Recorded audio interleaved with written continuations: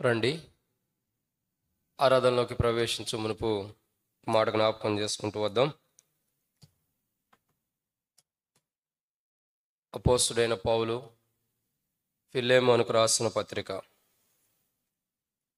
మొదటి అధ్యాయము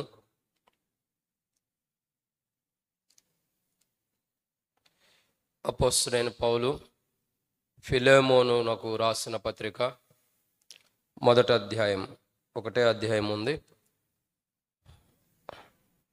మొదటి అధ్యాయము మొదటి వచనాన్ని అందరం కలిసి చదువుకుందాం. క్రీస్తు యేసు ఖైదీ అయిన పౌలును,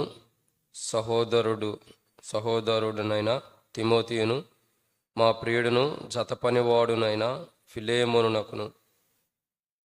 రెండవ వచనం కూడా, మన సహోదరి అయిన అపియాకును తోటి యోధుడైన అర్కిపకునకును నీ ఇంట ఉన్న సంఘమునకు శుభమని చెప్పి రాయనది.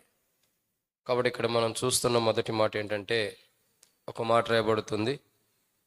ఎవరి వ్యక్తి? మనం చూసే అంశం ఎవరంటే, ఎవరి గురించి మనం చూస్తూ వస్తున్నాం? ఆరాధనలో ఉదయం కూడా మనం చూస్తూ వచ్చాం. ఎవరి గురించి? ఫిలేమోను గురించి అనేక విషయాలు మనం ఉదయకాలం ఆరాధనలో ప్రభువుల్లో జ్ఞాపకం చేసుకుంటూ వచ్చాం. ఇప్పుడు మనం చూసేటటువంటి ఒక మాట ఏంటంటే, ఫిలేమోను యొక్క జీవితంలో కొన్ని విషయాలు దాచబడినవి ఉంటున్నాయి.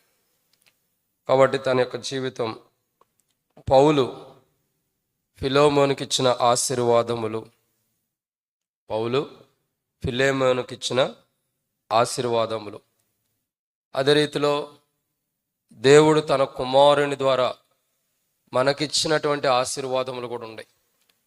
ఎన్నో పర్యాయములు మనకిచ్చిన రక్షణ, మనకిచ్చిన పాప క్షమాపణ, క్రీస్తులో మనకిచ్చినటువంటి మనం పొందిన బాప్తిస్మము, దేవుడు మనకు ఇవ్వబోతున్న రాజ్యం నిమిత్తమే దేవుణ్ణి ఆరాధించిన వారు గుండా అనేక పర్యాయములు ఎన్నో విషయాల్లో దేవుణ్ణి స్తుతించి ఘనపరిచి ఆరాధించిన వారు ఉన్నాం.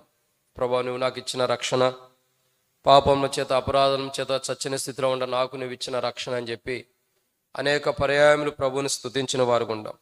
ఈరోజు ప్రభు బల దగ్గరికి వచ్చిన మన జీవితాల్లో ఫిలేమోను యొక్క జీవితంలోకి పౌలు మరి కొన్ని ఆశీర్వాదాలు ఫిలేమోనుకి ఇస్తున్నాడు. అట్టి ఆశీర్వాదాలు ఫిలేమోనుకే కాదు, మనకు కూడా దేవుడు ఇచ్చాడు. వాటిని బట్టి మనం దేవుని స్తుతించాలి. ఏంటా ఆశీర్వాదములు అని మనం చూడక మునుపు ప్రభు నడిపింపు కొరకై, వాక్య వెలుగులో ప్రభు నడిపింపు కొరకై చిన్న ప్రార్థన చేసుకుందాం. ప్రార్థన.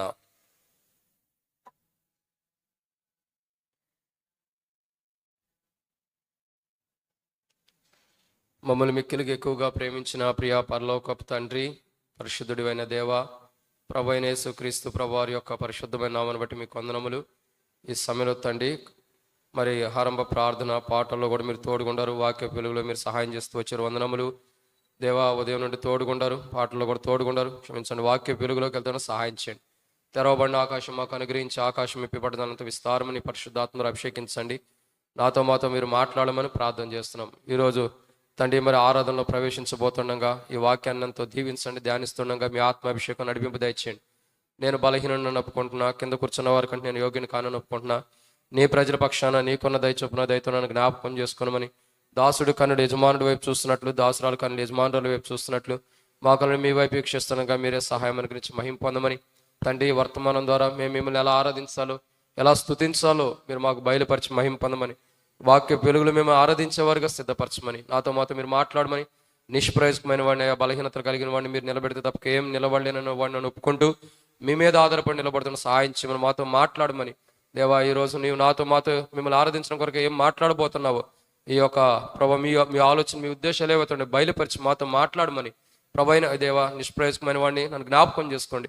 వచ్చిన వారందరూ మరి స్తోత్రములు, రావాల్సిన వారిని త్వరపెట్టి తీసుకురండి. మధ్య మార్గంలో ఉండే వారిని సకాలం నడిపించండి. ఎవరికి ఎట్టి అపాయాలు కీళ్ళు జరగకుండా, శత్రుగాలు జరగకుండా కాపాడి సకాలం నడిపించమని, అశ్రద్ధ ఉండే వారిని కూడా త్వరపెట్టి తీసుకురమ్మని, ముందున్న సమయం అంతా దీవించమని ప్రభువైన యేసుక్రీస్తు నామం పేరటి శ్వాసంతో స్తుతించి ప్రార్థించి అడిగి పెట్టుకుంటున్నాం తండ్రి. ఆమేన్. దేవుని యొక్క వాక్యాన్ని చూసినట్టయితే, అపోస్తలుడైన పౌలు ఫిలేమోనుకు రాసిన పత్రిక. ఫిలేమోను యొక్క జీవితంలో ఎన్నో విషయాలు మనం ఫిలేమోనుకు పౌలు రాస్తున్న సందర్భాలు మనం చూస్తూ వస్తున్నాం. అదే రీతిలో అపోస్తలుడైన పౌలు ఫిలెమోనుకు ఇచ్చిన ఆశీర్వాదములు ఒక 7 విషయాలు ఉన్నాయి. ప్రభు కూడా మనకు కూడా కొన్ని ఆశీర్వాదాలు, అటువంటి ఆశీర్వాదాలు ప్రభు మనకు కూడా అనుమతిస్తూ వచ్చాడు దేవుని కృపను బట్టి. అవేంటన్నది మనం చూద్దాం రండి. దాంట్లో మొదటి మాటను చూస్తున్నట్లయితే అపోస్తలుడైన పౌలు ఫిలెమోనుకు రాసిన పత్రిక మొదటి అధ్యాయం 25వ వచనము. మొదటి అధ్యాయము 25వ వచనము. మన ప్రభు అయిన యేసు క్రీస్తు కృప. చాలా కాబట్టి ఇక్కడ మొదటి మాటను చూస్తున్నాము. మన ప్రభు అయిన యేసు క్రీస్తు ప్రభు వారి యొక్క కృప ఏమని రాయబడుతూ వచ్చింది? మీ ఆత్మకి అని ఉంది. కాబట్టి ఇక్కడ ఫిలెమోను యొక్క జీవితంలో మొదటి సందర్భాన్ని మనం చూస్తూ వస్తున్నాము. తన ఆత్మ అన్నది ఏమవుతుంది? కాపాడబడుతున్నటువంటి విధానాన్ని మనం చూస్తున్నాం. ఫిలెమోను యొక్క జీవితము, ఫిలెమోను యొక్క ఆత్మ కాపాడబడిన విధానాన్ని మనం చూస్తూ వస్తున్నాం. పౌలు ద్వారా వచ్చిన ఆశీర్వాదం ఏంటంటే, మొట్టమొదటిగా తన ఆత్మ కాపాడబడటం. తన ఆత్మ అన్నది ఎంతగానో మరి ప్రతి మనిషి లోకం విడిచిన తర్వాత ప్రతి మనిషికి కూడా కావాల్సింది ఏంటంటే ఆత్మ దేవుని రాజ్యంలో ఉంటాం. ఎందుకంటే బైబిల్ రాయబడుతూ వచ్చింది, అక్కడ నరకము గురించి కూడా రాయబడుతూ వచ్చింది. అక్కడ పురుగు చావదు, అగ్ని ఆరదు. అంటే ఆత్మ చనిపోవటం అన్నది కూడా లేదు. కానీ ఫిలెమోనుకు అపోస్తలుడైన పౌలు ఇస్తున్న ఆశీర్వాదం ఏంటంటే, తన ఆత్మని కాపాడుకునే ధన్యత లేదా తన ఆత్మను కాపాడే విధానాన్ని బయలుపరుస్తూ వస్తున్నాడు. ఓ రకంగా చెప్పాలంటే ఫిలెమోను యొక్క ఆత్మ కాపాడబడినటువంటి అనుభవాన్ని మనం చూస్తూ వస్తున్నాం. ఫిలెమోను ఆత్మ కాపాడబడినటువంటి అనుభవం. కాబట్టి తన ఆత్మ అన్నది, ఒకడు సర్వలోకము సంపాదించుకుని తన ప్రాణమును పోగొట్టుకుంటే ప్రయోజనం ఏమిటి?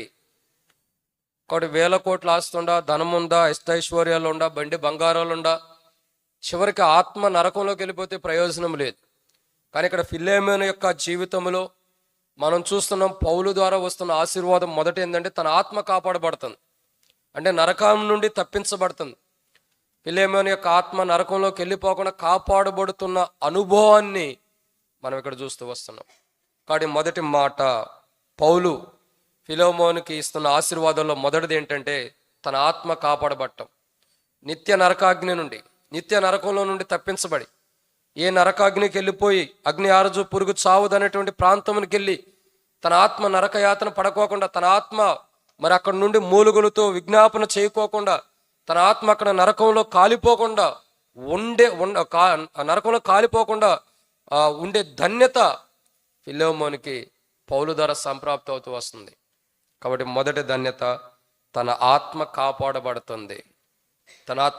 కాపాడబడుతుంది. ఈరోజు మనము కూడా యేసుక్రీస్తు ప్రభువారు, దేవుడు యేసుక్రీస్తు ప్రభువారి ద్వారా మనకిచ్చిన ఆశీర్వాదాలను బట్టి ఏంటంటే ఆశీర్వాదం మన ఆత్మ కాపాడబడటం, మన ఆత్మ నరకానికి వెళ్ళిపోకుండా కాపాడబడటం, మన ఆత్మ పరలోక రాజ్యంలో ఉండటం, నరకంలో కాలిపోకుండా, నరకంలో కుమిలిపోకుండా, అగ్ని ఆరదు పురుగు చావదు ప్రాంతంలోకి వెళ్ళి మన ఆత్మ కేకలు పెట్టుకోకుండా మన ఆత్మను కాపాడి పరలోక రాజ్యంలో చేరుస్తున్నాడు యేసు ప్రభువారు. దేవుడు ప్రభు యేసుక్రీస్తు ప్రభు ద్వారా మనకిస్తున్న ఆశీర్వాదము ఏంటంటే మొదటిది, మన ఆత్మ కాపాడబడుతుంది. నిజంగా దీన్ని బట్టి మనం ప్రభుని ఆరాధించాలి. ప్రభు, నా ఆత్మను నువ్వు కాపాడుతున్నావు. నిత్య నరకంలో నా ఆత్మ ఉండకోకుండా, అగ్ని ఆరదు పురుగు చావని ప్రాంతంలోకి నా ఆత్మ వెళ్ళకోకుండా, ఆ నరకంలో నేను మూలుగులతో వేదనతో ఉండకోకుండా, నిత్యత్వము, పరలోక రాజ్యము, దేవా నా ఆత్మ నరకంలో కాలిపోకుండా పరలోక రాజ్యానికి చేరుస్తున్నావు. నన్ను మరణం నుండి, నిత్య నరకంలో నుండి తప్పించావు, నన్ను నా ఆత్మని. నీకు స్తోత్రములు ప్రభువా. దేవుని యొక్క ఆశీర్వాదం ప్రభు యేసుక్రీస్తు ప్రభు ద్వారా మనకు వస్తున్న మొదటిది మన ఆత్మ కాపాడబట్టం. దీన్ని బట్టి మనం ప్రభుని ఆరాధించాలి. రెండవ మాట చూస్తున్నట్టయితే ఫిలెమోను యొక్క ఆత్మ కాపాడబడుతుంది. రెండోదిగా పౌలు ఆశీర్వాదములు ఫిలెమోనుకి ఇస్తున్నవి. అపోస్తలుడైన పౌలు ఫిలెమోనుకు రాసిన పత్రిక మొదటి అధ్యాయం 3వ వచనం. మన తండ్రి అయిన దేవుని నుండి, ప్రభు అయిన యేసుక్రీస్తు నుండి కృపయు సమాధానమును మీకు కలుగును గాక. ఇక్కడ రెండో మాట ఏంటంటే దేవుని కృప. ఏం కనపడుతుందండి? దేవుని కృప. ఫిలోమోనుకి పౌలు ఇస్తున్న ఆశీర్వాదం ఏంటంటే రెండోదిగా దేవుని కృప. నిజంగా ఈ కృప అందరికీ ఉండదు, ఈ కృపను అందరూ కూడా పొందలేరు. కానీ ఫిలోమోను మాత్రమే పొందుకోగలుగుతున్నాడు పౌలు ద్వారా. చాలామందికి ఇస్తున్నాడు ఆ ధన్యత. వారిలో ఒక వ్యక్తి ఎవరంటే ఫిలోమోన్. దేవుని కృప అంటే దేవుడు కూడా మాట్లాడుతూ వస్తాడు అనేక విషయాల్లో. నన్ను గణపరచు వారిని నేను గణపరిచేదను అని ప్రభు అనేక పర్యాయాలు మాట్లాడుతూ వస్తాడు. ఆయన్ని తృణీకరించిన వారిని, ఆయన్ని ఎవరైతే తృణీకరిస్తారో, ఆయన ఎవరైతే వద్దనుకుంటారో, ఆయన కృపను ఎవరైతే కాదనుకుంటారో అటువంటి వారికి 3-4 తరాల వరకు కూడా శాపంలో కానీ దేవుని ఉగ్రత కానీ వస్తున్న అనుభవాన్ని చూస్తున్నాం. అయితే ఫిలోమోను మీదకి వస్తున్న దేవుని కృప అంటే ఉగ్రత నుండి తప్పించబడుతున్నాడు. దేవుని కృప ఫిలోమోను మీద ఉందంటే, ఫిలోమోను మీద దేవుని కృప ఉందంటే అర్థం ఏంటంటే దేవుని ఉగ్రత లేదని అర్థం. దేవుని ఉగ్రత తన మీదకి రాకుండా భయంకరమైన దేవుని ఉగ్రత నుండి తాను తప్పించబడ్డాడని అర్థం. మీరు చూడండి, బైబిల్లో ఒక వ్యక్తి భయంకరమైన ఉగ్రత నుంచి తప్పించబడ్డాడు. ఎవరా వ్యక్తి తెలుసా? ఎవరా వ్యక్తి? లోతు. ఎవరు? లోతు. సొదొమ గొమొర్రా పట్టణములో దేవుని ఉగ్రత వచ్చింది. వారిలో ఉన్న పాపమును బట్టి కానీ, వారు జీవించే జీవితమును బట్టి కానీ దేవుని ఉగ్రత, పరము నుండి దేవుడు అనుమతించినటువంటి విధానంలో దేవుని ఉగ్రత వచ్చి సొదొమ గొమొర్రా పట్టణం పైన కుమ్మరించబడినప్పుడు ఆ ఉగ్రతలో నుండి ఎవరు కాపాడబడుతూ వచ్చాడు? ఆ ఉగ్రత నుండి ఎవరు కాపాడబడుతూ వచ్చాడంటే లోతు. నిజంగా అది ఎంత ధన్యత! భయంకరమైన ఉగ్రతలో లోతు తన కుటుంబం మాత్రమే కాపాడబడుతూ వచ్చింది. మరెవరు ఎందుకు కాపాడబడలేరు? ఎందుకు కాపాడబడలేకపోతూ వచ్చారంటే దేవుని కృప అక్కడ లేదు. దేవుని కృప ఎవరి మీద అయితే ఉంటుందో ఆ భయంకరమైన ఉగ్రత నుండి మనం కాపాడబడుతున్నాం. అదే పౌలు ఫిలోమోనుకి ఇస్తున్నాడు. ఫిలోమోను కూడా అదే అనుమతిస్తున్నాడు. ఇది దేవుని కృప, నేను పొందిన దేవుని కృప, నువ్వు కూడా కలిగి ఉండి ఈ కృప ద్వారా ఒకరోజు పరలోక రాజ్యంలో నీకు ఉగ్రత నుండి తప్పించబడి దేవుని రాజ్యం నీకు ఉంది. పరలోక రాజ్యంలో ఒక రోజు నువ్వు ఉండబోతున్నావు. ఆ శుభప్రదమైన నిరీక్షణ ఈ కృపలో దాచబడి ఉంది. ఫిలోమోను రెండోదిగా పౌలు నుండి పొందుతున్నది, లేదా పౌలు ఫిలోమోనుకి ఇస్తున్న ఆశీర్వాదం ఏంటంటే రెండోదిగా దేవుని కృప. అంటే మనం అనొచ్చు, బ్రదర్, దేవుని కృప దేవుడు ఇవ్వాలి కానీ మనుషులు ఎట్టేస్తాడు. ఆ కృప యొక్క అనుభవంలోకి తీసుకొస్తున్నాడు. ఆ కృపను పొందేటటువంటి అనుభవంలో, ఆ కృపను పొందగలిగినటువంటి అనుభవంలో తీసుకొస్తున్నాడు. అందుకే ఒక్కొక్కసారి ఈ మాటకి అంటే దేవుని కృప పౌలు ఎలా ఫిలోమోనుకి ఇవ్వగలడని మీరు అడిగితే దానికి ఒక సాదృశ్యం కూడా ఉంది. అబ్రహాముతో ఒక మాట అంటాడు దేవుడు. ఏమంటాడు? నిన్ను ఆశీర్వదించే వారిని నేను ఆశీర్వదించేదను, నిన్ను శపించే వారిని శపించేదని కానీ దూషించేదని కానీ అంటూ వస్తాడు. అంటే అర్థం ఏంటి? నువ్వు ఎవరినైతే ఆశీర్వదిస్తావో నేను వారిని ఆశీర్వదిస్తా, నువ్వు ఎవరినైతే ద్వేషిస్తావో లేకపోతే నిన్నెవరైతే ద్వేషిస్తారో వారిని నేను కూడా ద్వేషిస్తున్నా అనుభవంలోకి దేవుడు తీసుకొచ్చాడు అబ్రహాముని. అంటే ఇక్కడ అర్థం చేసుకోవాల్సిన విషయం ఏంటంటే దేవుని కృప పౌలును బట్టి పౌలు ఏదైతే పొందుకోగలిగాడో, అందుకంటాడు ఒకప్పుడు నేను తెలియక చేసింది కాబట్టి కనికరించబడుతున్నా అన్నాడు. అంటే దేవుని కృప ఉండబట్టి పౌలు కనికరించబడ్డాడు, ఉగ్రత నుండి కాపాడబడ్డాడు. భయంకరమైన ఉగ్రత ఏదైతే ఉందో అది రాకమునిపే దేవుని యొక్క దర్శనపు వెలుగులో పౌలుని దర్శించి సంధించడం ద్వారా పౌలు జీవితం మార్చబడి పౌలు సౌలుగా ఉన్నటువంటి వ్యక్తి ఏమయ్యాడు? పౌలుగా మార్చబడ్డాడు. దేవుని ఉగ్రత నుండి తప్పించబడిన అనుభవం ఉంది. ఫిలోమోను కూడా అట్లాగే దేవుని ఉగ్రత నుంచి తప్పించబడుతున్న అనుభవాన్ని, పౌలు పొందిన అనుభవాన్ని ఫిలోమోనుకి ఇస్తున్నాడు.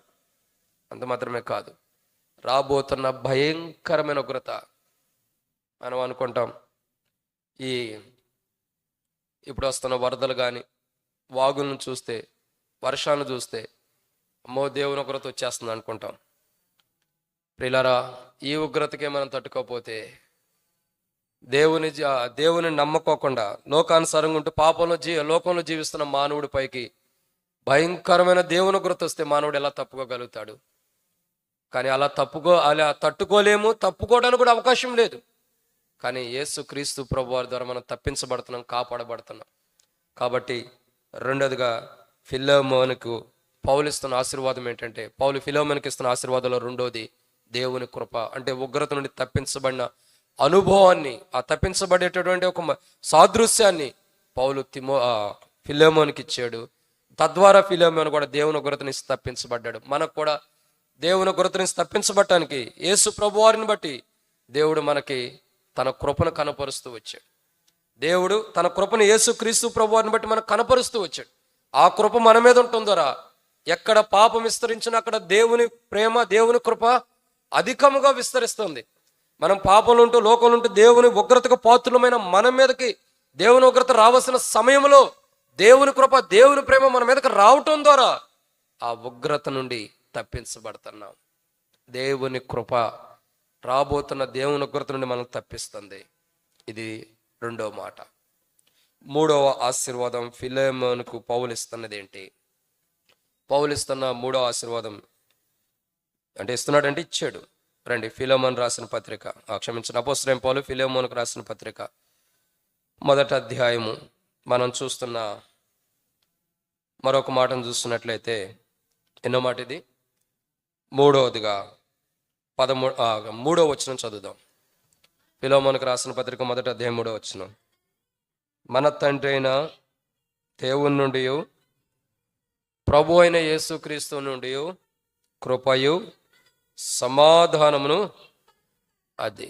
కాబట్టి మూడవదిగా ఫిలెమోనుకు పౌలు నుండి వస్తున్న ఆశీర్వాదం మూడోది ఏంటంటే సమాధానము. ఏమొస్తుందండి? సమాధానం. నిజంగా చూడండి, ఫిలెమోను యొక్క జీవితం ఎంత గొప్పదో. ఎవరి సమాధానము? ప్రభు అయిన యేసుక్రీస్తు ప్రభువారి యొక్క సమాధానం. ఒకటి, ఫిలెమోనుకి పౌలు ద్వారా వస్తున్న ఆశీర్వాదాలు ఏంటంటే, మొట్టమొదటిగా ఏంటి? తన ఆత్మ కాపాడబడుతుంది, అంటే నరకం నుండి, నిత్యాగ్ని నుండి తప్పించబడుతుంది. 2, దేవుని కృప తనకు తోడుగా ఉంటుంది. కారణం దేవుని కృప నుంచి కాపాడబడ్డాడు కూడా. మూడోదిగా చూస్తున్నట్టయితే సమాధానము ఎవరి ద్వారా వస్తుంది? యేసుక్రీస్తు ప్రభు ద్వారా. తండ్రి అయిన దేవుని నుండి, ప్రభు అయిన యేసుక్రీస్తు ప్రభు నుండి ఈ సమాధానము క్రీస్తు నుండి ఫిలెమోనుకి సమాధానం వస్తుంది. ఒకప్పుడు సమాధానం లేదు. సమాధానం అన్నది కూడా క్రీస్తు నుండి ఇవ్వబడుతూ వస్తుంది. అందుకే అపోస్తలుడైన పౌలు రోమీయులకు రాసిన పత్రిక 5వ అధ్యాయంలో మనం చూస్తున్నట్లయితే, 1వ వచనం కాడి నుంచి మనం చదివినట్లయితే, సమాధానము ఎవరితో పాలు పంపులు కలిగేటట్టు చేశారన్నది బైబిల్లో ఉంది. అపోస్తలుడైన పౌలు రోమీయులకు రాసిన పత్రిక 5వ అధ్యాయము 1వ వచనం. కాబట్టి విశ్వాసమూలమున మనము నీతిమంతులుగా తీర్చబడి మన ప్రభు అయిన యేసుక్రీస్తు ద్వారా దేవునితో సమాధానం కలిగి ఉందము. చాలక్క, ఏమని రాయబడుతూ వచ్చింది? దేవునితో సమాధానం. మన ప్రభు అయిన యేసుక్రీస్తు ప్రభు వారి యొక్క సమాధానము తండ్రి అయిన దేవుని నుండి కుమారుడిలోకి వచ్చింది. కుమారుడిలో ఉన్న సమాధానము మనలోకి ప్రవేశింపజేస్తూ వస్తున్నాడు. దేవునితో సమాధానం లేనివారు, అసలు దేవునికి మనకు సమాధానమే లేదు. దేవునికి మనకు సమాధానం ఉంటే ప్రభు యేసుక్రీస్తు ప్రభు ద్వారా దేవునితో సమాధానం ఎందుకు వచ్చింది మనకి? దేవునితో సమాధానం లేదు కాబట్టి ప్రభు యేసుక్రీస్తు ప్రభు ద్వారా మనకు సమాధానం ఉంది. ఒకప్పుడు దేవునితోనే సమాధానం లేని ప్రజలు మనం. దేవునితో సమాధానం లేకుండా దేవునితో విభేదాలు కలిగిన వారు. అందుకే అంటాడు కదా, మీ పాపములు ఎర్రల వలె అయినను అవి అనేక కోణాల మాటలు కెంపోలే కానీ హిమబోలే కానీ చేస్తారని ప్రభు మాట్లాడుతూ వస్తున్నాడు. ఎందుకని మనం చూద్దాం రండి. మనం చూస్తున్నట్లయితే యోబు గ్రంథం 1వ అధ్యాయంలో మాట్లాడుతూ వస్తాడు. అనేక కోణాల్లో, క్షమించండి, యోబు గ్రంథం కాదు, కొన్ని కోణాల్లో దేవుడు మాట్లాడుతూ వస్తాడు. మీ పాపంలో ఎర్రని వలె అయినను కెంపు వలె. యెషయా గ్రంథం పట్టుకుంటాం 1వ అధ్యాయం. యెషయా గ్రంథం 1వ అధ్యాయంలో అరికాలు మొదటి అన్నిటి వరకు స్వస్థత లేని ప్రజలు, ఇంకా అనేక బలహీనతలు కలిగిన ప్రజల గురించి మాట్లాడుతూ వస్తాడు. చూడండి, యెషయా గ్రంథం 1వ అధ్యాయం 18వ వచనం. యెహోవా ఈ మాట సెలవిచ్చుచున్నాడు. ఆగండి అక్క, ఏమంటున్నాడు?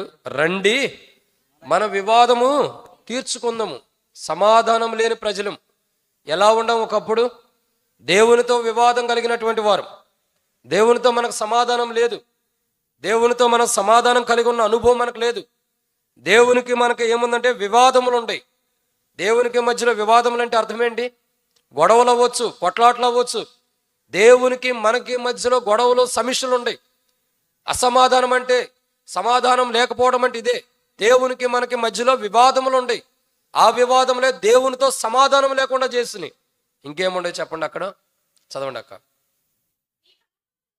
మీ పాపములు. చూసారా, పాపములు ఎలా ఉండే? రక్తం వలె ఎర్రనివైనను అవి హిమము వలె తెల్లబడ్డును. పాపములు రక్తం వలె ఎర్రగా ఉండేయంట. మానవుడు ఎరుపుదనాన్ని ఎక్కువ చూడగలుగుతాడా? చూడలేడు. చూడండి, మీరు చూడండి, బాగా రెడ్ కలర్ని ఎక్కువసేపు మనం చూడలేం. అంటే మానవుడు చూడలేనంట, మానవుడు తట్టుకోలేనన్ని పాపాలు మానవుల్లో ఉన్నాయి. దేవునితో వివాదం ఉంది. మానవుడు చేసిన పాపములు మానవుడు చూడలేనంత, మానవుడు కన్నులతో కూడా చూడలేనన్ని పాపములు మానవుడు చేసిన వాడుకుంటాడు. ఇటువంటి మానవుడికి, ఇటువంటి పొజిషన్లో, ఇటువంటి స్థానంలో ఉన్న మానవుడికి దేవునితో సమాధానం కలిగి, దేవునితో సమాధానం ఇవ్వటం కొరకు ఆ దేవుని కుమారుడే లోకానికి నరవతారికి వచ్చి మనందరి కొరకు తన యొక్క శరీరం పైన గాయములు పొంది దున్నబడిన దేహముతో ఉండి అనేక అవమానాలు, కొన్ని వందల మంది, కొంతమంది ఆయన ముఖం మీద ఉమ్ము ఊసిన అనుభవం, తట్టుకున్నాడు. అవమానాలు, నిందలను తట్టుకున్నాడు.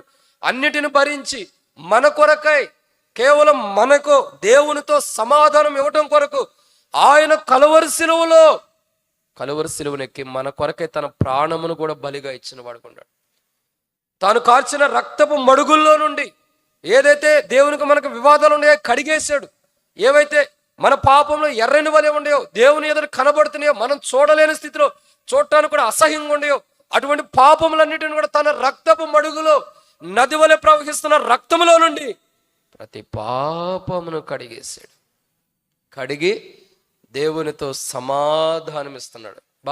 ఎంత గొప్ప ధన్యత, ఎంత గొప్ప ఆశీర్వాదమో చూడండి.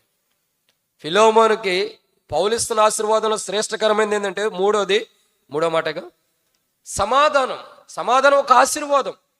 దేవుడు మనకు కూడా దేవునితో సమాధానం అనే ఆశీర్వాదాన్ని ఇచ్చాడు. ప్రభువుని బట్టి, యేసుక్రీస్తు ప్రభు ద్వారా దేవునితో మనకు సమాధానం ఉంది. ఈరోజు మనం దేవునితో సమాధానం కలిగి ఉన్నామంటే, నా తండ్రి, అబ్బా తండ్రి అని మనం మొరపెట్టుకోగలుగుతున్నామంటే, నా దేవుడు నాకు ఉన్నాడు, నా తండ్రి నాకు ఉన్నాడు, దేవుని మందిరికి మనం రాగలుగుతున్నామంటే, దేవుణ్ణి ఆరాధించగలుగుతున్నామంటే, దేవుని స్తుతించగలుగుతున్నామంటే, వీటన్నిటికి కారణం ఏంటంటే యేసు ప్రభు అనే మానవుడిగా ఈ లోకానికి వచ్చి, ఆయన నరవతారికి లోకానికి వచ్చి కలువరిసిలో ప్రాణం పెట్టడం ద్వారానే దేవునితో సమాధానం. వివాదములు కలిగిన వారికి, ఇంకా ఎర్రని వలె పాపములు కలిగిన వారికి, ఇటువంటి మనుషులకి ఏం చేస్తున్నాడు? దేవునితో సమాధానము.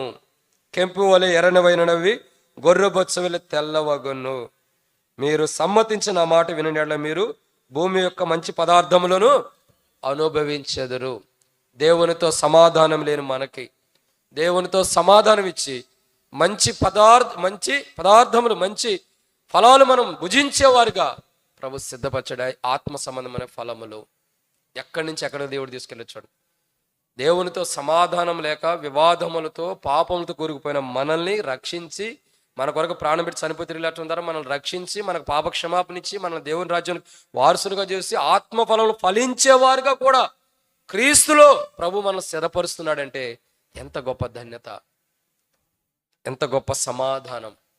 పౌలు ఫిలేమోనుకి ఇస్తున్నాడు దేవుని యొక్క సమాధానం. యేసుక్రీస్తు ప్రభు వారు దేవునితో సమాధానం మనకందరికీ దేవుడు యేసుక్రీస్తు ప్రభు ద్వారా దేవునితో సమాధానం ఇచ్చాడు. ఆ యేసు ప్రభు వారే నరవతారికి లోకానికి రాకపోతే దేవునితో మనకు సమాధానం లేదు. ఈ రోజుల్లో చాలా మంది యేసు ప్రభు నమ్మొద్దు, నమ్మితే పలానా కులానికి సంబంధించినాడని ఎంతోమంది కొట్లాట్లు, గొడవలు జరుగుతున్నాయి. ప్రియులారా, తెలుసుకోవాల్సింది ఏంటి తెలుసా? యేసు ప్రభు వారు కుల మతాల మధ్య గొడవలు పెట్టడానికి, చిచ్చులు పెట్టడానికి కాదు, దేవునితో మనకు సమాధానం ఇవ్వడానికి ఈ లోకానికి వచ్చాడు. అట్టి సమాధానం ఒకప్పుడు లేదు. ఎందుకంటే మనం ఏ స్థితిలో ఉన్నాం బైబిల్ చెబుతుంది. వివాదములు కలిగిన వారిని, పాపములు చేసిన వారిని, దేవునితో సమాధానం లేదు. కానీ ఈరోజు మన వివాదములు, మన పాపములు ఆయన రక్తంలో కడిగి ఈరోజు మనం ఆరాధించే వారిగా మనం సిద్ధపరిచినందుకు మనం దేవుని ఆరాధించాలి. ఇట్టి గొప్ప సమాధానం దేవుడు యేసు ప్రభు వారు దేవునికి మనకి మధ్యలో సమాధానపరిచినందుకు, మనల్ని దేవునికి మనకి అసమాధానం కూడా సమాధానపరిచినందుకై ప్రభు ద్వారా వచ్చిన సమాధానాన్ని బట్టి, ప్రభువుని బట్టి తండ్రి అయిన దేవుణ్ణి ఆరాధించాలి. ఇది మూడవ మాట. ఇక నాలుగో విషయాన్ని చూద్దానండి. అపోస్తలుడైన పౌలు ఫిలెమోనుకు రాసిన పత్రిక 1వ అధ్యాయము 25వ వచనము. మన ప్రభు అయిన యేసుక్రీస్తు కృప గాక. నాలుగో మాట ఏంటంటే ఫిలెమోను ఆత్మకు దేవుని కృప ఏముంది? తోడుగా ఉంటుందంట. తోడుగా ఉండటం, కాపాడబట్టం వేరు, తోడుగా ఉండటం వేరు. ప్రతి సందర్భంలో తోడుగా ఉంటుంది. ఎలా తోడుగా ఉంటుంది తెలుసా? బైబిల్లో అపోస్తలుడైన పౌలు హెబ్రీయులకు రాసిన పత్రిక 13:5-6 పౌలు రాస్తూ అంటాడు, నిన్నెన్నడూ విడవను, ఎన్నడూ ఎడబాయనని ఆయన చెప్పిన కదా. ప్రతి సందర్భంలో మన ఆత్మకి ఆయన కృప తోడుగా ఉండటం ద్వారా ప్రతి సందర్భంలో విడిచిపెట్టి వెళ్ళిపోవట్ల. మన ఆత్మ ఎన్నో బలహీనతలు ఉండా, ఎటువంటి పరిస్థితుల్లో మన ఆత్మ ఉండా, మన ఆత్మని విడిచిపెట్టుకోకుండా ఎల్లప్పుడూ వెనువెంట, ఇంకా నేడైనా మనల్ని విడిచిపెట్టి వెళ్ళిద్దేమో కానీ ఆయన కృప మనం విడిచిపెట్టి వెళ్ళదు. అంత గొప్ప కృప మన ఆత్మకి తోడుగా ఉంటుంది. ఫిలెమోను ఆత్మకి దేవుని కృప తోడుగా ఉండటం ద్వారా తన ఆత్మ ఎంతో కాపాడబడుతుంది. మన ఆత్మకు కూడా వాస్తవానికి మన ఆత్మ కల్ముషమైనది. మన ఆత్మ ఎలాంటిది? కల్ముషమైనది, లోపము కలిగినది, ఎంతో అపవిత్రమైనది మన ఆత్మ. ఇటువంటి ఆత్మని, అపవిత్రమైనది, కల్ముషం కలిగినది, లోపం కలిగిన ఆత్మని పరిశుద్ధపరిచి, పవిత్రపరిచి, ఒక పరిశుద్ధమైన ఆత్మతో సహపాటి వారుగా పరిశుద్ధమైన ఆత్మని క్రీస్తు ద్వారా దేవుడు మనకు అనుమతిస్తూ వచ్చాడు. దాన్ని బట్టి దేవుణ్ణి ఆరాధించాలి. ప్రభా, నేటికి నీ కృప నా ఆత్మకు తోడుగా ఉంది. నా ఆత్మ, ఆయన కృప మనకు తోడుగా ఉంటే, ఆయన కృప మన ఆత్మకు తోడుగా ఉంటే మన ఆత్మ నరకానికి వెళ్ళదు, పరలోక రాజ్యంలో ఉంటుంది. అట్టి పరలోక రాజ్యం ఉండే ధన్యత నిజంగా మనకు దేవుడు అనుమతించాడు యేసు ప్రభు వారిని బట్టి. మన ఆత్మకి దేవుని కృపే, ప్రభు యేసుక్రీస్తు ప్రభు వారి యొక్క కృపే తోడుగా ఉంటుంది. మన ఆత్మ నరకానికి వెళ్ళిపోకుండా పరలోక రాజ్యాన్ని తీసుకెళ్తాను. చూడండి, ప్రభు నరకంలో కాలిపోతాడా? కాలుతాడా? కాలడు. యేసు ప్రభు నరకంలో కాలిపోతాడా? కాలడు. మరి ఎక్కడ ఉంటాడు ఆయన? నిత్యత్వంలో ఉంటాడు. నరకంలో కాలిపోయేది ఎవరు? సాతానుడు. మరి ప్రభు కృప మనకు తోడుగా ఉందంటే మన ఆత్మకి, ప్రభు ఎక్కడ ఉన్నాడో మన ఆత్మ కూడా అక్కడే ఉంటుంది. అంటే మన ఆత్మ ఎక్కడ ఉంటుంది? పరలోక రాజ్యంలో ఉంటుంది, నరకంలో కాలిపోవట్లా. దీన్ని బట్టి నిజంగా దేవుని కృప ఈ భూమి మీద నేటికి ఇప్పటికీ మన ఆత్మకి దేవుని కృప తోడుగా ఉండి మనల్ని పరలోక రాజ్యం చేర్చే వరకు కూడా దేవుని కృప మనల్ని విడిచిపెడతలేదంటే ఆ ధన్యతను బట్టి ప్రభుని ఆరాధించాలి. ఇది నాలుగో మాట. ఐదో విషయాన్ని చూద్దారండి. అపోస్తలుడైన పౌలు ఫిలెమోనుకు రాసిన పత్రిక 1వ అధ్యాయం 23వ వచనం, క్షమించండి 13వ వచనం. నేను సువార్త కొరకు బంధకములుండగా నీకు ప్రతిగా అతడు నాకు పరిచారము చేయు నిమిత్తము నా యొద్ద అతన్ని నుంచుకోని వాళ్ళు ఉంటేనే గాని. చాలు. ఫిలెమోను ఎలాంటి వాడంటే, ఎలాంటి ఆశీర్వాదం పొందుతున్నాడంటే పరిచారము చేసే ఆశీర్వాదం. ఎలాంటి ఆశీర్వాదము? పరిచారం. నిజంగా ఇదంతా గొప్ప ధన్యత. ఒక పరిచర్య చేసే ధన్యత. ఎదుటి వ్యక్తులకి, ఇతరులకి పరిచర్య చేసే ఆశీర్వాదాన్ని పొందుకుంటున్నాడు. వాస్తవానికి మనం చూడండి, ఈరోజు మనం సేవకులు బిడ్డలు కానీ, లేదా సేవకులకి, సంఘమునకు, మందిరమునకు పరిచర్య చేస్తున్నాం. కానీ వాస్తవానికి ఈ పరిచర్య అంత ఎవరిది? పాత నిబంధన కాలంలో అసలు మామూలుగా దేవుని మందిరంలో పరిచర్య ఎవరిది? యాజకులది. యాజకులకు ఆ ధన్యత ఉంది, మనకు లేదు. సహజమైన మానవులమైన మనకి ఆ ధన్యత లేదు. కానీ చూడండి ఎంత గొప్ప ధన్యతలోకి మనం దేవుడు తీసుకొచ్చాడు. ఈరోజు సేవకుల ఇంటికి వెళ్తున్నాం, సేవకులకి మనం ఏదైనా సహాయం చేయగలుగుతున్నాం, సేవకుల దగ్గర ఉంటున్నాం, వాళ్ళకి అన్ని విధాల సహాయం చేయగలుగుతున్నాము. యాజకత్వంలోకి దేవుడు తీసుకొచ్చాడు, వాళ్ళతో పాటు మనల్ని కూడా కలిపేశాడు దేవుడు. అందుకే రాజులైన యాజక సమూహం అని ప్రకటన గ్రంథంలో రాయబడుతూ వచ్చింది. ఒకప్పుడు మనకు యోగ్యత లేదు, అర్హత లేదు. దేవుని సన్నిధిలో కానీ, దేవుని మందిరంలో కానీ, దేవుని ఇంటిలో కానీ, దేవుని ప్రజల మధ్యలో, దేవుని బిడ్డల మధ్యలో, దేవుని సేవకుల మధ్యలో, దేవుని యాజకుల మధ్యలో పరిచర్య చేసే ధన్యత మనకు లేదు. అది కేవలం ఒక ఆ సమయానికి ఏర్పరచబడిన వారికి తప్ప మనకు లేదు. అసలు మనం ఎలాంటి వారిని తెలుసా? పాళెమునకు వెలుపట ఉండేవారం, దేవుని సన్నిధికి వెలుపట నివసించేవారం, దేవుని సన్నిధికి అవతల నివసించేవారం. అటువంటి వారమైన మనల్ని, వెలుపటుండ మనల్ని ఆ కుష్ఠరోగులను చూసి ఎలా కనికరించాడో, ఆ పాపనున్న స్త్రీని చూసి ఎలా కనికరించాడో, ఆ మరణ పంచులున్న స్త్రీని చూసి ఎలా కనికరించాడో, ఆ దయ్యం పెట్టిన వారిని చూసి ఎలా కనికరించాడో, ఆ యొక్క బాధలున్న వారిని చూసి ఎలా కనికరించాడో, పాపలున్న వారిని చూసి ఎలా కనికరించాడో, మనల్ని కూడా అలా కనికరించి, దేవుని సన్నిధికి వెలుపడుండ మనల్ని కనికరించి దేవుని సన్నిధిలోకి తీసుకొచ్చి నిజంగా దేవుని సన్నిధిలో పరిచర్య చేసే ధన్యత, దేవుని బిడ్డలకు కానీ, దేవుని సన్నిధికి, దేవుని మందిరంలో పరిచర్య చేసే ధన్యత దేవుడు మనకిచ్చాడంటే ఇది ఎంత విలువైన సందర్భము. దానిని బట్టి దేవుని ఆరాధించాలి. ప్రభా, నువ్వు నాకు రక్షణ ఇవ్వటమే కాదు, మారుమనసు ఇవ్వటమే కాదు, పాప క్షమాపణ ఇవ్వటం కాదు, నాకు ఒకరోజు ఈ లోకం విడిచిపెడితే పరలోక రాజ్యం ఉందన్న నిరీక్షణ ఇవ్వటమే కాదు, నాకు పునరుద్ధానం ఇవ్వటమే కాదు, నీ సన్నిధిలో పరిచర్య చేసే ధన్యత కూడా నువ్వు నాకు ఇచ్చావు. ఇంత గొప్ప ధన్యత ఎవరికి దొరకదు, కానీ నువ్వు నాకు ఇచ్చావు. దీనిని బట్టి నీకు వందనములు ప్రభు అని ప్రభుని ఆరాధించాలి. ఇది ఎన్నో మాట 5. ఫిలేమోనుకు అపోస్తలుడైన పౌలు ఇస్తున్న ఆశీర్వాదం ఏంటంటే పరిచర్య చేసే ధన్యత, పరిచర్య చేసే ధన్యత ఫిలేమోనుకి ఇస్తున్నాడు. ఇది ఒక ఆశీర్వాదం. 5వది. 6వ ఆశీర్వాదం ఏంటంటే రండి, అపోస్తలుడైన పౌలు ఫిలేమోనుకు రాసిన పత్రిక 1వ అధ్యాయం 17వ వచనం. కాబట్టి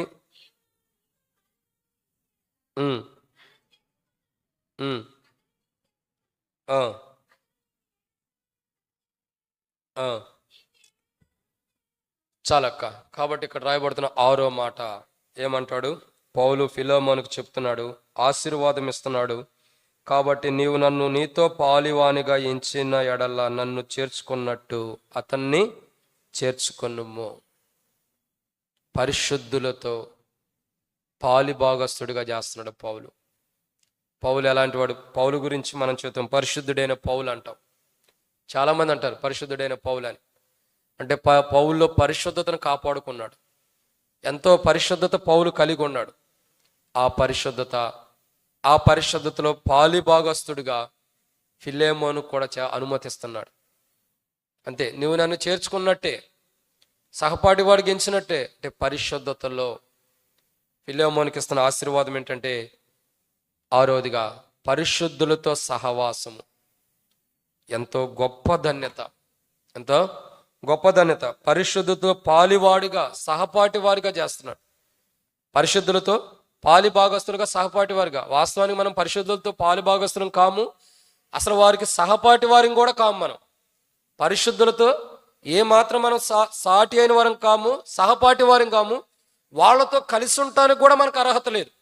ఎందుకంటే మన జీవితాలు చూడగా ఎంతో భయంకరమని. ఉదయం లేచి రాత్రి పడుకునేది అంతవరకు ఎన్నెన్ని మాటలతో, ఎన్నెన్ని విషయాల్లో, ఎన్నెన్ని ఆలోచనలో, ఎన్ని చూపుల్లో మనం తప్పిపోతాము. 1 కాదు 2 కాదు, లెక్కించలేనని విషయాల్లో మనం తప్పిపోయేవారు. మనం పరిశుద్ధులం కాం. అయినా యేసు క్రీస్తు ప్రభు వారి ద్వారా వచ్చిన ఆశీర్వాదం ఏంటంటే 6వదిగా పరిశుద్ధులతో కలిసి ఉంటున్నాము, పరిశుద్ధులతో పాలిభాగస్తులం అవుతున్నాం, పరిశుద్ధులకి సహపాటి వారుగా కూడా మనం ఉంటున్నామంట. ఎంత గొప్ప ధన్యత చూడండి. మనం చూస్తేనేమో పాపముల చేత అపరాధముల చేత చచ్చిన వారమని అపోస్తలుడైన పౌలు ఎఫెసీయులకు రాసిన పత్రికలో ఎఫెసీయులకు రాస్తా అంటాడు. మనం చూస్తే పాపముల చేత అపరాధం చేత చచ్చిన వారిని. మరి బైబుల్ ఏమంటుంది? పాపముల చేత అపరాధముల చేత చచ్చిన వారిని కూడా వారి చనిపోయిన స్థితి నుండి బ్రతికించి పరిశుద్ధులతో సహపాటి వారుగా, పరిశుద్ధులతో పాటు సహపాటి వారుగా పాలిభాగస్తులుగా చేస్తూ వస్తున్నాడు. ఎంత గొప్ప ధన్యత. చచ్చిపోయిన స్థితిలో ఉండ మనము పరిశుద్ధులతో పాలిభాగస్తులుగా సహపాటి వారుగా వారితో సమముగా చేయబడుతున్నాం. వారితో పాటు మనం కూడా ఎంచబడుతున్నాం వారికి సమం కంటే. ఎంత గొప్ప ధన్యత. దీన్ని బట్టి ప్రభుని ఆరాధించాలి. ప్రభా, ఈ ధన్యత ఫిలేమోనుకు పౌలు ఇస్తున్నాడు ఆశీర్వాదం. ఇటు ఆశీర్వాదం ఫిలేమోనుకే కాదు, నాకు కూడా నువ్వు ఇచ్చావు. ఏంటి ఆశీర్వాదం అంటే పరిశుద్ధులతో సహపాటి వారిగా, పరిశుద్ధులతో పాలిభాగస్తులుగా. నేను పరిశుద్ధుని కాను, కానీ ప్రభా నేను పరిశుద్ధుని కాకపోయినప్పుడు నన్ను చూసి నాలో ఉన్న అపవిత్రతను తీసివేసి పరిశుద్ధులతో పాటు నన్ను సహపాటి వారిగా చేసావు ప్రభుని ఆరాధన చేద్దాం. మనకిచ్చిన పరిశుద్ధత, ఆ పరిశుద్ధత ఇంకొక పరిశుద్ధులతో సహపాటి వారిగా ప్రభు సిద్ధపరిచినందుకు ప్రభుని ఆరాధన చేద్దాం. ఇది 6వ మాట. 7వ విషయాన్ని చూద్దానండి. అపోస్తలుడైన పౌలు ఫిలేమోనుకు రాసిన పత్రిక 1వ అధ్యాయం 8వ వచనం. కావున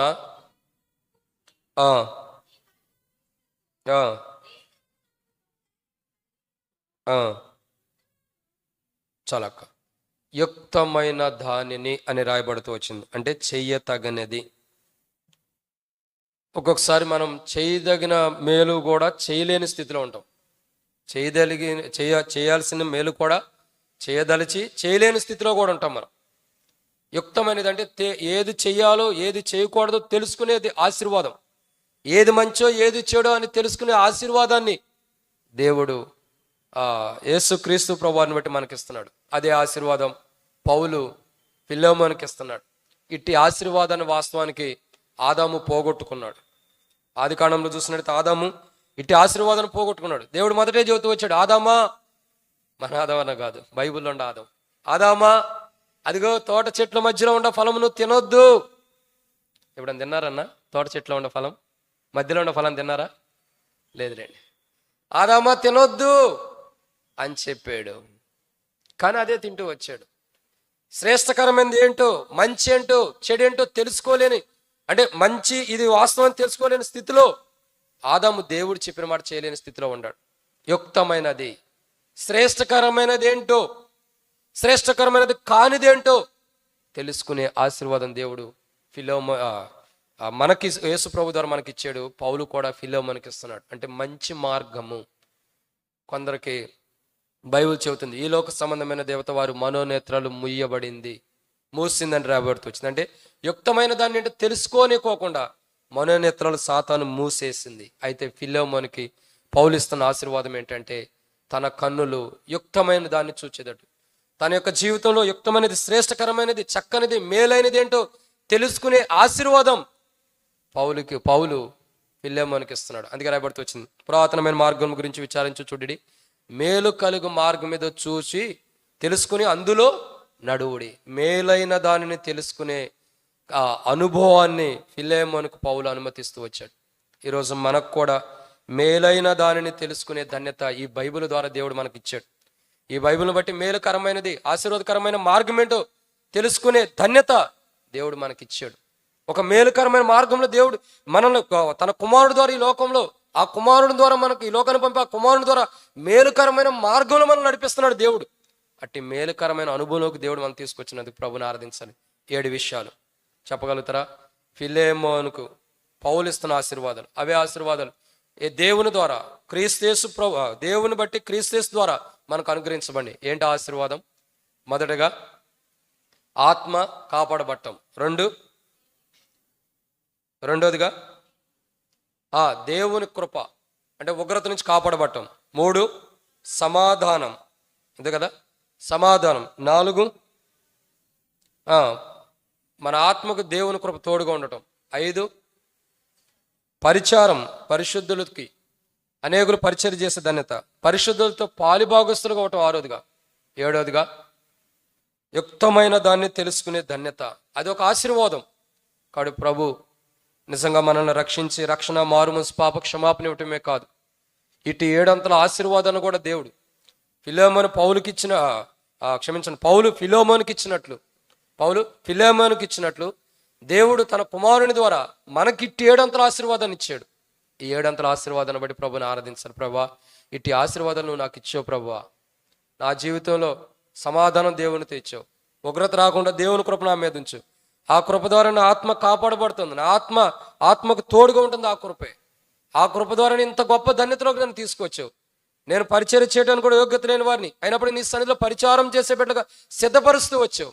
వీటన్నిటిని బట్టి ప్రభా, ఎక్కడో దేవుని సన్నిధికి వెలుపడి ఉండాల్సిన నన్ను దేవుని సన్నిధిలో తీసుకొచ్చి ఇటు 7 అంతల ఆశీర్వాదం, ఎర్రని వలె పాపంలో కలిగి నీకు విరోధమైన జీవితం కలిగి వివాదంలో కలిగిన నన్ను, నా జీవితాన్ని మార్చి నాలో ఉన్న పాప జీవితాన్ని తీసివేసి వివాదములని తొలగించి క్రీస్తు యేసు ప్రభువుని బట్టి దేవా నీతో సమాధానం నాకు అనుమతించబడుతూ వచ్చింది. వీటన్నిటిని బట్టి ప్రభు ద్వారా నాకు వచ్చిన ఇట్టి ఆశీర్వాదాలు బట్టి నేను నీకేమిచ్చినా రుణస్తున్నా ప్రభా. అసలు దేవుని సన్నిధికి వెలుపడ నాకు దేవుని సన్నిధి వెలుపడ తీసుకొచ్చి ఇన్ని ఆశీర్వాదాలు ఇచ్చావు. ఇట్టి ఆశీర్వాదాన్ని బట్టి నీకు స్తోత్రములు ప్రభు అని ప్రభుని ఆరాధన చేద్దాం. ప్రభు ఇచ్చిన రక్షణ, మారుమనసు, బాప్తిస్మం అనే పునరుద్ధానం అనే ఆశీర్వాదాలే కాదు, ఇంకా ఈ ఆశీర్వాదాలు కూడా మనకి ఇచ్చినందుకు ఇట్టి ఆశీర్వాదాలను బట్టి ప్రభుని ఆరాధన చేద్దాం. అంటే ఆరాధన చేయనట్లు ప్రభు మనం సాయం చేయను కాక. ఆమేన్. మనం నిలబడి ఒక పల్లవ పాడుకుందాం, అటు తర్వాత ఆరాధనలో ప్రవేశిద్దాం. సమయం లేదు కాబట్టి.